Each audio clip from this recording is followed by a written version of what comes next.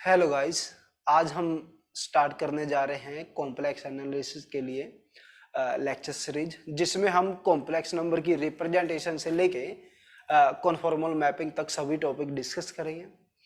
तो हम आज स्टार्ट करेंगे रिप्रेजेंटेशन ऑफ कॉम्प्लेक्स नंबर से। और रिप्रेजेंटेशन ऑफ कॉम्प्लेक्स नंबर में क्या है, सबसे पहले ट्रिग्नोमेट्री फंक्शंस में साइन और कोसाइन फंक्शन के बारे में जानना जरूरी है।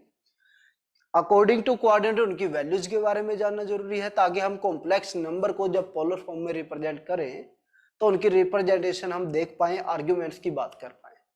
तो सबसे पहले देखिए क्या है, जब हम ट्रिग्नोमेट्री फंक्शंस पढ़ते थे तो ट्रिग्नोमेट्री फंक्शंस की वैल्यूज हमने निकाली है, डिफरेंट डिफरेंट कोऑर्डिनेट में निकाली होंगी। तो सबसे पहले जैसे मान लिया कि थीटा आपके पास 0 डिग्री है, या फिर आपके पास 30 डिग्री है, π/6 भी बोल सकते हैं, 45 डिग्री है जिसको π/4 बोल सकते हैं, 60 डिग्री है जिसको आप π/3, या फिर 90 डिग्री है π/2। तो वैल्यू निकालते थे ट्रिग्नोमेट्री फंक्शंस की। उसके लिए हम एक फार्मूला यूज करते थे कि 0 से लेके 4 तक सभी काउंटिंग यहां पे रख देते थे, फिर 4 से डिवाइड करते थे और फिर उसका स्क्वायर रूट ले लेते थे। ये जो वैल्यू आती थी, ये किसकी वैल्यू आती थी अपने पास, ये साइन थीटा की वैल्यू आ जाती है। तो साइन थीटा की वैल्यू 0 पे 0, 30 डिग्री पे 1/2, ये हो गई 1/√2, ये हो गई आपके पास √3/2 and this is 1। Cos theta की वैल्यू जस्ट क्या थी आपके पास, रिवर्स ऑर्डर में थी, 1 √3/2, 1/√2, 1/2 एंड 0। फिर आपके पास tan थीटा की वैल्यू साइन बाई कोस होती है, 0/1 0 and this is 1/√3, 1/√2 divided by 1/√2 1, ये √3 हो गया, और ये 1/0 क्या हो गया आपके पास, नॉट डिफाइंड। इसको सिंबॉलिक फॉर्म इन्फिनिटी दे देते। कोसेकेंट थीटा जो है अपने पास रेसिप्रोकल ऑफ साइन, 0 का रेसिप्रोकल हो गया infinite, this is 2, this is √2, this is 2/√3 and this is 1 का रेसिप्रोकल 1। सेकेंड थीटा है आपके पास रेसिप्रोकल ऑफ कोस, 1 का reciprocal 1, this is 2/√3, this is √2, this is 2 and this is infinity. या ये कहिए कि इसको रिवर्स ऑर्डर में रख दिया, 1 2/√3, √2, this is 2 and this is infinity. And then cot theta की वैल्यू जो होती थी वो होती थी tan का रेसिप्रोकल, 0 का इनफाइनाइट, ये √3, ये 1, ये 1/√3 और इन्फिनिटी का हो गया 0। ये थी फर्स्ट क्वाड्रेंट में वैल्यूज ट्रिग्नोमेट्री फंक्शंस की। बट हमको तो डिफरेंट डिफरेंट क्वाड्रेंट में माननी है वैल्यू। अब देखिए, मान लो कि ये आपके पास क्या है, कोऑर्डिनेट एक्सिस है। ये मान लिया कि पॉजिटिव एक्स एक्सिस है, ये आपके पास वाई एक्सिस है।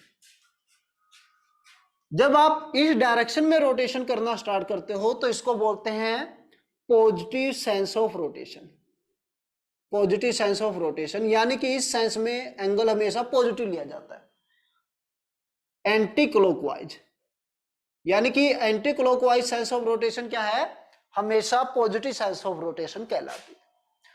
और जो अब हम इस तरह से एंगल मेजर करते हैं क्लॉकवाइज डायरेक्शन में, क्लॉकवाइज, तो यहां पे ये होती है negative sense of rotation. Negative sense of rotation यानी कि यहां पे एंगल अगर लेंगे आप थीटा तो ऑलवेज पॉजिटिव होगा, और इस तरह से एंगल मेजर करेंगे तो ऑलवेज नेगेटिव कंसीडर किया जाता है। अब हमेशा ये तो होगा नहीं कि एंगल हमेशा फर्स्ट क्वाड्रेंट में होगा, या पॉइंट जब रिप्रेजेंट कर रहे होंगे फर्स्ट क्वाड्रेंट में होंगे। पॉइंट तो कहीं भी हो सकता है, सेकंड क्वाड्रेंट में हो सकता है, थर्ड में हो सकता है, फोर्थ में हो सकता है। तो थर्ड क्वाड्रेंट में कैसे जाएं हम, थर्ड क्वाड्रेंट में वैल्यूज को कैसे देखने वाले हैं वो हम देखते हैं। हम जानते हैं कि अगर इस लाइन की हम बात करें, यहां पे एंगल होता है 0 और यहां पे एंगल होता है पाई यानी कि 180 डिग्री। तो अगर मुझे थर्ड क्वाड्रेंट या सेकंड क्वाड्रेंट में आना है तो मैं पाई माइनस में समथिंग करके आ सकता हूं, या फिर यहां पे एंगल होता है π/2, इसमें कुछ ऐड करके जा सकता हूं।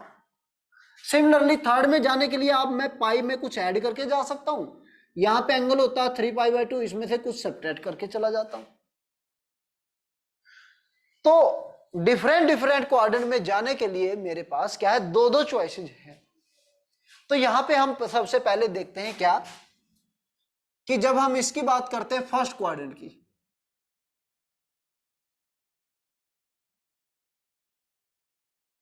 फर्स्ट क्वाड्रेंट में जो एंगल रहता है वो रहता है आपके पास 0 से लेके π/2 तक।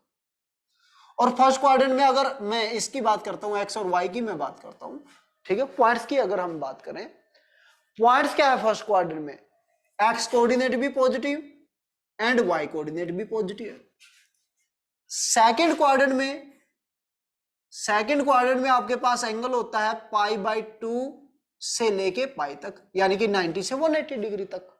और सेकंड क्वाड्रेंट में देखें तो एक्स कोऑर्डिनेट ये नेगेटिव और y coordinate positive, x negative होता है और वाई पॉजिटिव होता है।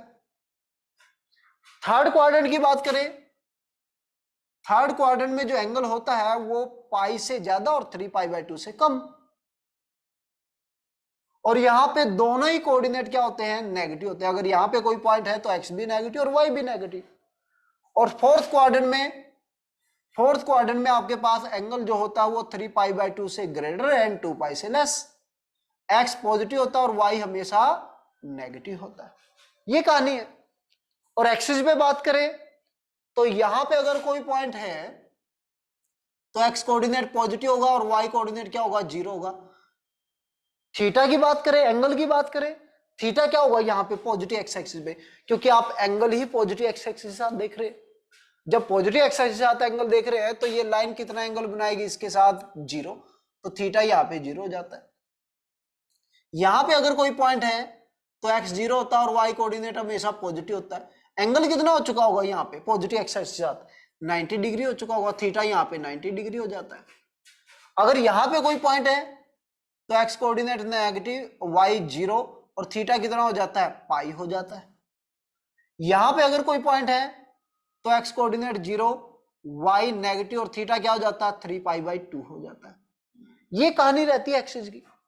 अगर मुझे किसी क्वाड्रेंट में जाना है तो मुझे चेक करना पड़ेगा ट्रिग्नोमेट्री फंक्शन उसमें किस तरह का बिहेवियर रख रहा है, किस तरह का साइन है।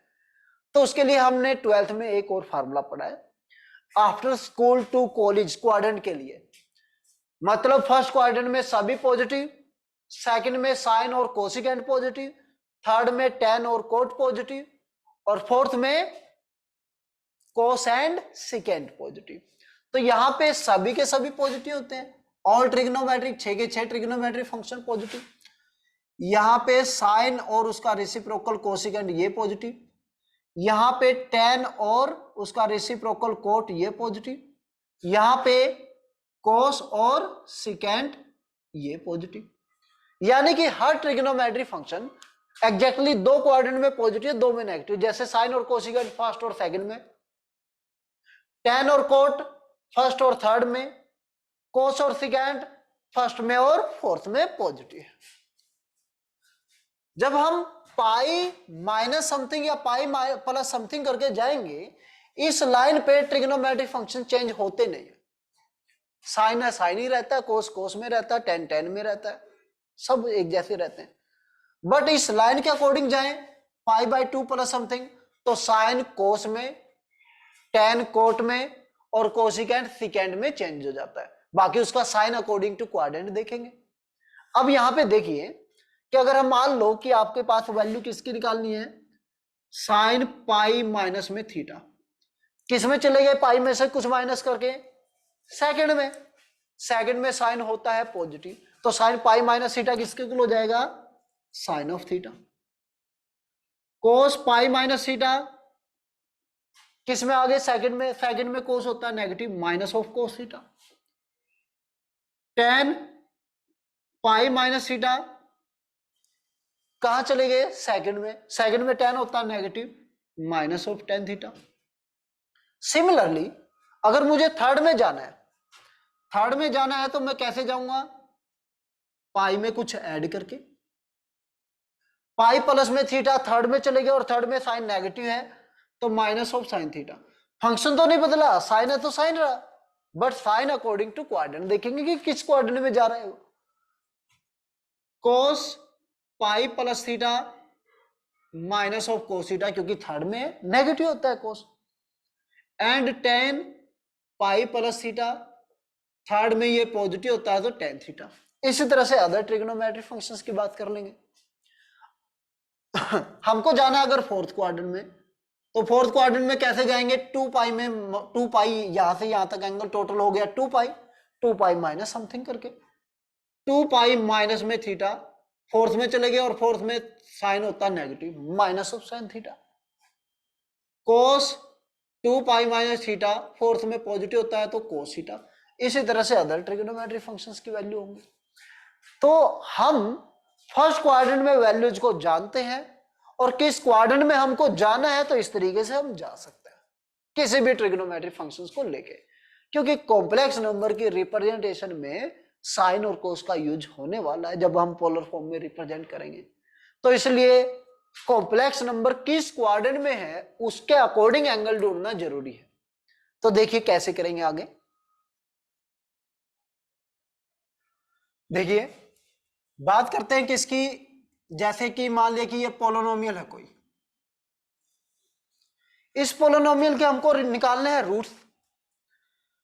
अब यहां पे जैसे कि ये पोलिनोमियल होती थी हमारे पास, सेकंड डिग्री की पोलिनोमियल है कोई,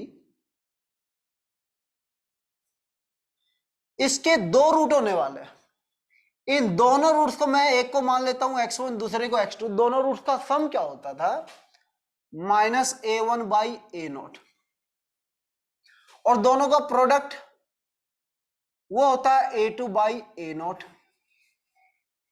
अब यहां पे अगर इससे कंपेयर करें तो ये एक पोलिनोमियल है x² प्लस में 0x प्लस में 1 इक्वल टू 0। a1 की वैल्यू क्या है यहां पे, a1 की वैल्यू आपके पास 0, तो 0 बाई में a0 की वैल्यू 1, दोनों रूट का सम हो गया 0, और दोनों का प्रोडक्ट क्या हो गया, a2 की वैल्यू 1 है, a0 की वैल्यू 1 है। अब आपके पास क्या है, मैं बात करना चाहता हूं कि इस पोलिनोमियल के रूट कैसे हैं, क्या रूट रियल हो सकते हैं। अगर मान लो कि दो रियल नंबर है, दो रियल नंबर आपने उठाए कहां से, R से, this is the set of real number.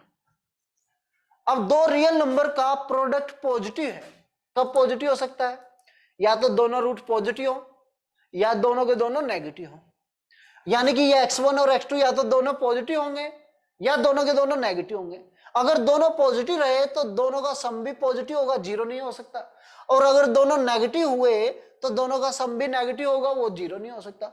यानी कि सेट ऑफ रियल नंबर में से कोई दो नंबर ऐसे है ही नहीं जिनका सम जीरो हो जाए और प्रोडक्ट क्या हो जाए, 1 हो जाए।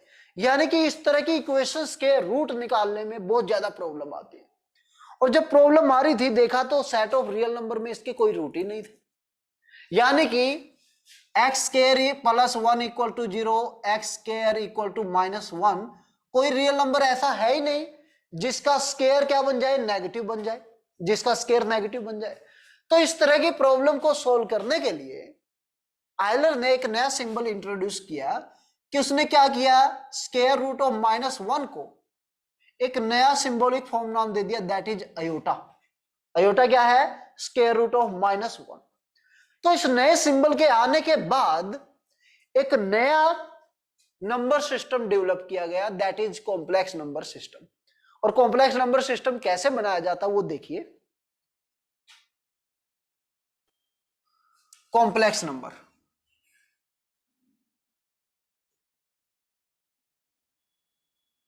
हम जो पहले से जानते हैं that is the set of real number.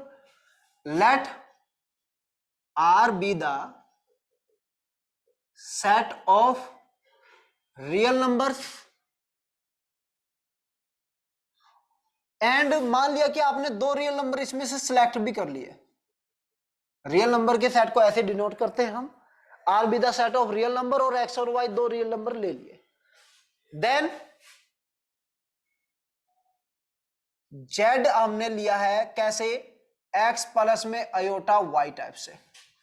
x भी एक रियल नंबर है, y भी एक रियल नंबर, और अयोटा क्या है, अयोटा है आपके पास स्क्वायर रूट ऑफ -1 जो अभी लिया था हमने।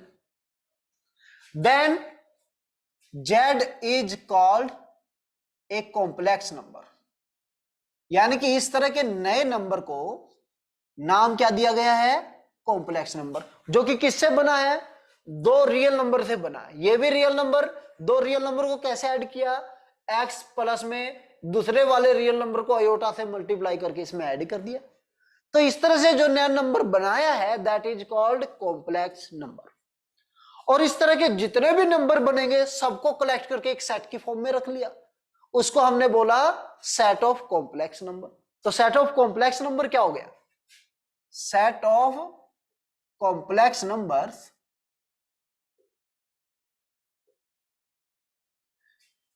डिनोटेड बाय, इसको एक नए सिंबल से डिनोट करते हैं सी, और ये किसके इक्वल होगा, इसमें इस तरह के जितने भी नंबर पॉसिबल थे, एक्स और वाई कहां से आ रहे हैं, आर से, सारे के सारे नंबर उठा के इसमें डाल दिए, इसको बोला हमने सेट ऑफ कॉम्प्लेक्स नंबर। अब इस सेट ऑफ कॉम्प्लेक्स नंबर के पास एक अच्छी बात है, इसमें जो कॉम्प्लेक्स नंबर आते हैं जब इनको रिप्रेजेंट करते हैं किसमें, प्लेन में, तो जीरो को छोड़ दीजिए, नॉन जीरो कॉम्प्लेक्स नंबर जितने, जैसे एक्स और वाई दोनों को जीरो रखा तो जेड जीरो बन जाएगा, उसको हटा देते हैं। जितने भी नॉन जीरो कॉम्प्लेक्स नंबर है उनकी ओरिजिन से कुछ ना कुछ डिस्टेंस है, यानी कि मैग्नीट्यूड है, उनके ओरिजिन के रिस्पेक्ट में एक पर्टिकुलर डायरेक्शन भी होगी, और वो ट्रायंगल ला को होल्ड भी कर रहे होंगे, यानी कि किसकी तरह बिहेव करेंगे, वेक्टर्स की तरह बिहेव करेंगे। जितने भी कॉम्प्लेक्स नंबर है जीरो को छोड़ के सबके सब किसकी तरह बिहेव करेंगे, वेक्टर की तरफ बिहेव करेंगे, जिनके पास मैग्नीट्यूड होगा, जिनके पास डायरेक्शन होगी ओरिजिन के रिस्पेक्ट में, जिनके जो कि ट्रायंगल इनइक्वालिटी को होल्ड कर रहे होंगे, ट्रायंगल लॉ को होल्ड कर रहे होंगे। तो ये खासियत है कॉम्प्लेक्स नंबर की। तो रिप्रेजेंटेशन ऑफ कॉम्प्लेक्स नंबर क्या है, representation of complex number, of complex number,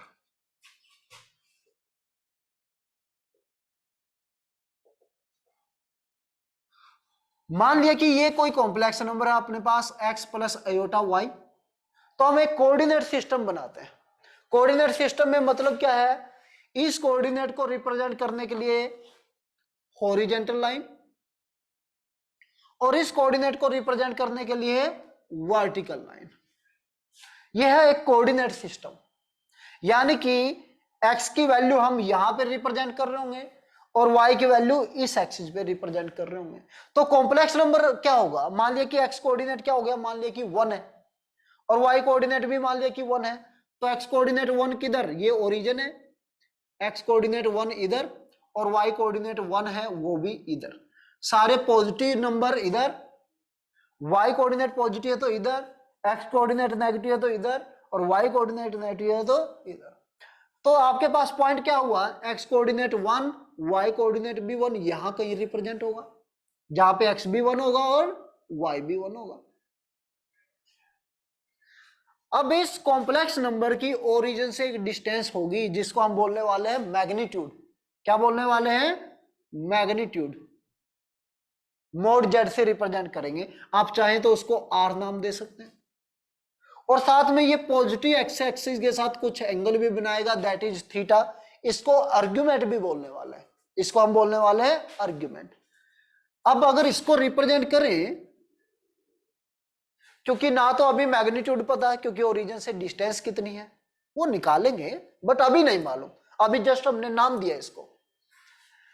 तो ये एक राइट एंगल ट्रायंगल है, ये कोऑर्डिनेट कितना है x है, ये कोऑर्डिनेट कितना है y है, और ये क्या है आपके पास r है, ये थीटा। तो ये राइट एंगल ट्रायंगल में अगर हाइपोटेन्यूज पता हो तो बेस क्या होता है, हाइपोटेन्यूज इनटू में cos थीटा, और परपेंडिकुलर होता है हाइपोटेन्यूज इनटू में sin थीटा। तो ये रिप्रेजेंटेशन है आपके पास कॉम्प्लेक्स नंबर की। पोलर फॉर्म भी देखेंगे अभी, बट रिप्रेजेंट करना है तो हम इस तरह से करेंगे। और मान लो कि वो सेकंड क्वाड्रेंट में चला गया तो यहां कहीं होता, थर्ड क्वाड्रेंट में होता तो मान लो कि यहां कहीं है, तो उसके अकॉर्डिंग देखते हैं। अब यहां पे magnitude of Z, magnitude of z ये क्या होता है, it is the distance of Z from origin. मान लिया कि आपके पास जेड क्या है, एक्स प्लस आयोटा वाई है। अगर इसको कोऑर्डिनेट्स की फॉर्म में रिप्रेजेंट करें तो आप इसको कैसे रिप्रेजेंट कर सकते हैं, एक्स कोऑर्डिनेट ये और ये वाई कोऑर्डिनेट। अब इस पॉइंट की डिस्टेंस ओरिजिन से हम डिस्टेंस फार्मूले से निकालेंगे। नाउ डिस्टेंस या मैग्नीट्यूड ऑफ जेड को डिनोट करते हैं, ये मैग्नीट्यूड ऑफ जेड को डिनोट करते हैं मैग्नीट्यूड ऑफ जेड इस तरह से। ये किसके इक्वल हो जाएगी? इस पॉइंट जेड की डिस्टेंस ओरिजिन से। कैसे निकालेंगे दो पॉइंटों के बीच की distance? X minus zero square plus में y minus zero square under the root, यानी कि x square plus y square, यानी कि रियल पार्ट का स्क्वायर प्लस में इमेजिनरी पार्ट का square under the root. Iota का स्क्वायर मत कर देना यहाँ पे, एक्स का स्क्वायर और अयोटा के साथ जो नंबर है उसका square under the root. This is the magnitude, यानी कि ओरिजिन से डिस्टेंस। ओके, इसको आपने किससे डिनोट किया है? आर से डिनोट किया है। बात करते हैं किसकी? आर्ग्यूमेंट की। आर्ग्यूमेंट पे जाने से पहले हमको कुछ चीजें देखनी पड़ेगी कि थीटा फर्स्ट क्वाड्रेंट में भी हो सकता है, थीटा सेकंड क्वाड्रेंट में भी हो सकता था, क्योंकि पॉइंट सेकंड क्वाड्रेंट में होता तो थीटा क्या हो जाता? पाई बाय 2 से ज्यादा और पाई से कम। थर्ड क्वाड्रेंट में होता है तो पाई और 3 पाई बाय 2 के बीच में। बट हमने जो tan थीटा की वैल्यू निकाली है वो तो फर्स्ट क्वाड्रेंट के लिए ही निकाली है। तो हम आर्ग्यूमेंट की बात करने से पहले कुछ चीजें हम डिस्कस यहां पे करेंगे। तो आर्ग्यूमेंट ऑफ जेड को लिखते हैं, आर्ग्यूमेंट को दो कैटेगरी में रखेंगे, एक 0 से लेके 2 पाई तक, एक 0 से लेके 2 पाई तक जिसको हम बोलने वाले हैं प्रिंसिपल आर्ग्यूमेंट, और एक थीटा की वो सभी वैल्यू जो इस पॉइंट को सेटिस्फाई करने वाली है, जिनके लिए आर कोस थीटा एक्स के इक्वल होगा और आर साइन थीटा वाई के इक्वल होगा। थीटा की हो सकता है बहुत सारी वैल्यू ऐसी हो, उनको बोलेंगे हम स्मॉल आर्ग्यूमेंट। तो हम प्रिंसिपल आर्ग्यूमेंट की बात करते हैं। प्रिंसिपल आर्ग्यूमेंट या सीधा आर्ग्यूमेंट की हम बात करते हैं पहले। Argument of z, let z क्या अपने पास x प्लस अयोटा वाई। अब हमने x को क्या पुट किया है? R cos theta. x की वैल्यू कितनी आई है? जब हमने इसको रिजोल्व किया मैग्नीट्यूड को r को, ये बेस क्या बनता है? आर कोस थीटा, हाइपोटेन्यूस बनता है आर साइन थीटा। ये कितना था कोऑर्डिनेट? ये था तो x ना, ये y था। तो हम क्या पुट करेंगे? Put x equal to r cos theta, y equal to r sine theta. इसको आप इक्वेशन 1 नाम दे दीजिए, इसको इक्वेशन 2। थीटा की वो सभी वैल्यूज जो इक्वेशन 1 और 2 को सेटिस्फाई करेंगी, they will be the argument. सारी वैल्यू जो होंगी उसको बोलेंगे हम argument. All values of theta या the values of theta which satisfies equation 1 and 2 are called argument of z।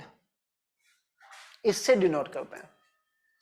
और केवल 0 से 2 पाई तक दे तो उसको बोलेंगे प्रिंसिपल आर्ग्यूमेंट। उसको क्या बोलेंगे? Principal argument.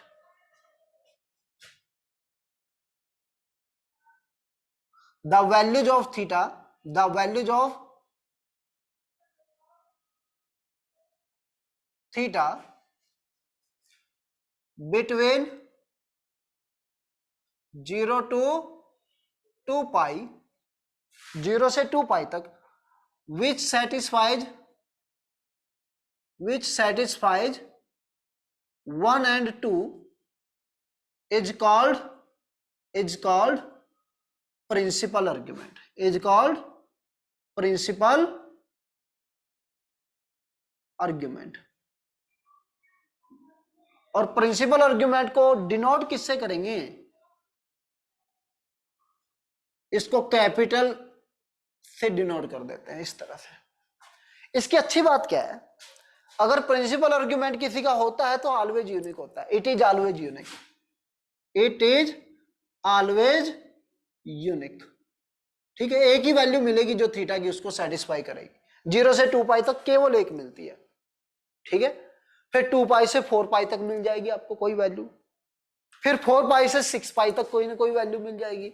वो सभी वैल्यूज जो इसको सेटिस्फाई करते हैं उसको बोल दिया हमने स्मॉल आर्ग्यूमेंट। और जो 0 से 2 पाई के बीच में रही उनको बोल दिया हमने प्रिंसिपल आर्ग्यूमेंट। अब निकालेंगे कैसे? अब निकालेंगे कैसे, उसके लिए पॉइंट देखना पड़ेगा हमको। वो कैसे निकालेंगे उसके लिए how to find argument of z, how to find argument of Z.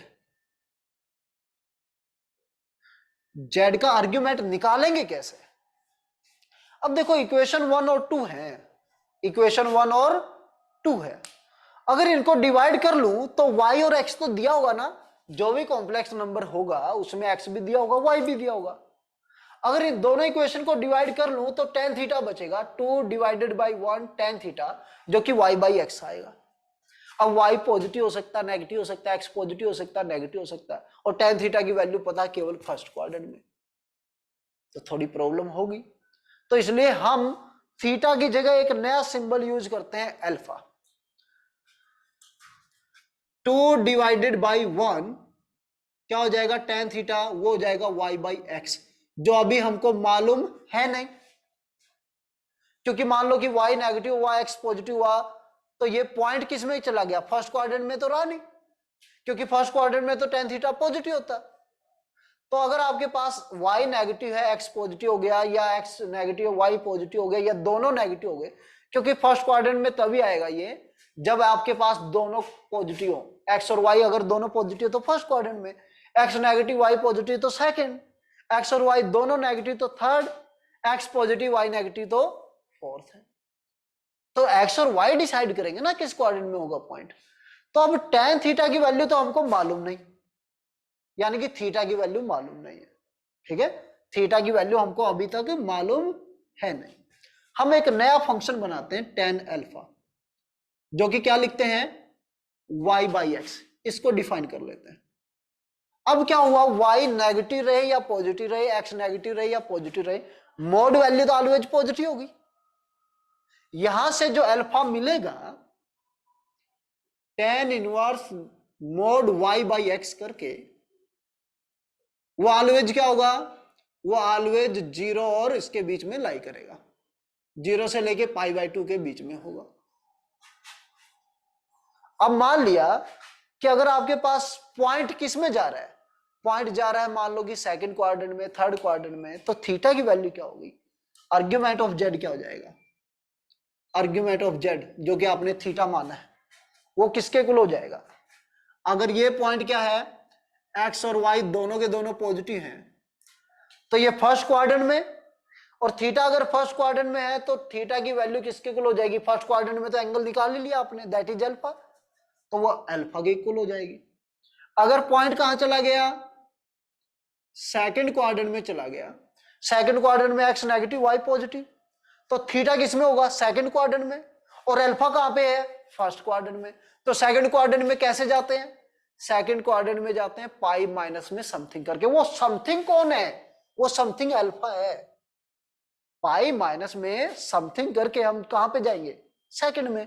वो समथिंग कौन है, जो आपने tan अल्फा की value mode y by x करके निकाली है। मोड लगाने से क्या फायदा हुआ कि ये अब नेगेटिव नहीं आएगा, फर्स्ट क्वाड्रेंट में रहेगा, और फर्स्ट क्वाड्रेंट में वैल्यू हम जानते हैं, निकालना जानते हैं। तो यहां पे अगर x negative y positive second में, तो इसको लिखिए पाई माइनस में अल्फा, x नेगेटिव y भी नेगेटिव, देन थर्ड क्वाड्रेंट में पाई प्लस अल्फा। इसी तरह से अदर क्वाड्रेंट की बात करेंगे हम। तो अदर क्वाड्रेंट में कैसे बात करेंगे, मैं प्रिंसिपल आर्ग्यूमेंट की बात कर रहा हूं अभी, केवल प्रिंसिपल आर्ग्यूमेंट की। ये हम चले गए थे थर्ड क्वाड्रेंट में, तो पाई प्लस में अल्फा करके, क्योंकि थर्ड क्वाड्रेंट में क्या होता है, एंगल पाई और 3 पाई बाई 2 के बीच में। और अगर आपके पास x क्या है, पॉजिटिव है, और y क्या है आपके पास नेगेटिव, यानी कि फोर्थ क्वाड्रेंट में, फोर्थ क्वाड्रेंट में जाते हैं 2 पाई माइनस में अल्फा करके। अब यहां पे एक्सिस पे भी तो हो सकता था पॉइंट, अगर पॉइंट यहां पे है तो x कोऑर्डिनेट पॉजिटिव होगा, y 0 होगा, तो पॉजिटिव x एक्सिस के साथ एंगल कितना हो गया, 0 हो गया। अगर यहां पे पॉइंट हुआ तो x 0 हुआ, y पॉजिटिव हुआ, एंगल कितना हो जाता है, यहां पे एंगल हो जाता पाई बाई 2। तो यहां पे अगर x 0 है, y पॉजिटिव है, तो ये हो गया पाई बाई 2। अगर यहां पे आ गए तो x नेगेटिव होता है और y होता है 0, एंगल कितना हो जाता है, पाई हो जाता है। और यहां पे अगर आए तो x 0 हो जाता है, y नेगेटिव हो जाता है और एंगल कितना हो जाता है, 3 पाई बाई 2। तो इस तरह से हम आर्गुमेंट की बात करेंगे। और स्मॉल आर्गुमेंट क्या होगा, स्मॉल आर्गुमेंट क्या होता है, हमने बताया था कि 0 से लेके 2 पाई तक उसको बोलेंगे प्रिंसिपल आर्गुमेंट। उसके बाद मैंने क्या कहा था, वही वैल्यू 2 पाई और 4 पाई के बीच में भी आती है किसी पॉइंट पे, 4 पाई से 6 पाई तक। ये साइकिल बार बार रिपीट होता रहता है। यानी कि x की value r cos theta, y की वैल्यू r sin थीटा। ये है एक थीटा फर्स्ट क्वाड्रेंट में मिल गया आपको, यहां पे मान लो कि जिसके लिए value r cos theta x के इक्वल है और r sin थीटा y के इक्वल है।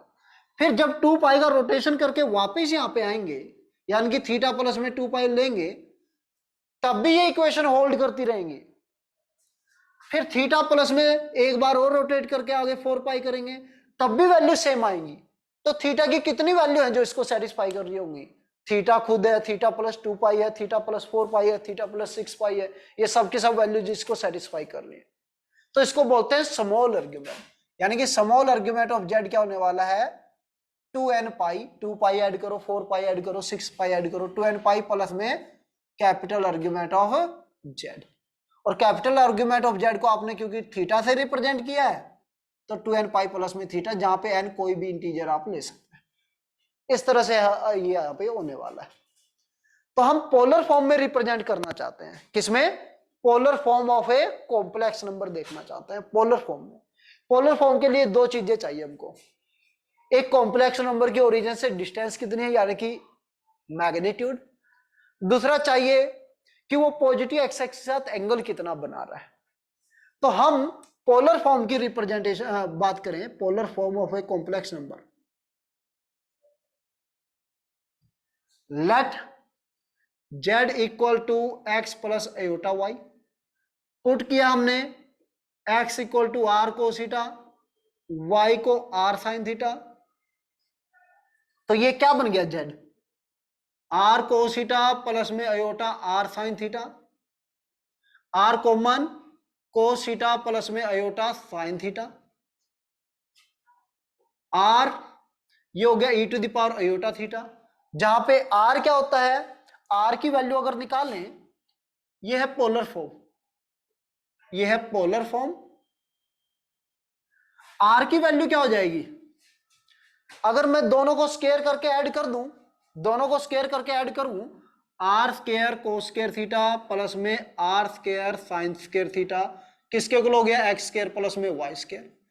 यहां से cos square theta plus sine square theta, r square बाहर, cos square theta plus sine square theta 1, r square की वैल्यू हो गई ये, और आर की वैल्यू हो गई इसका स्क्वायर रूट।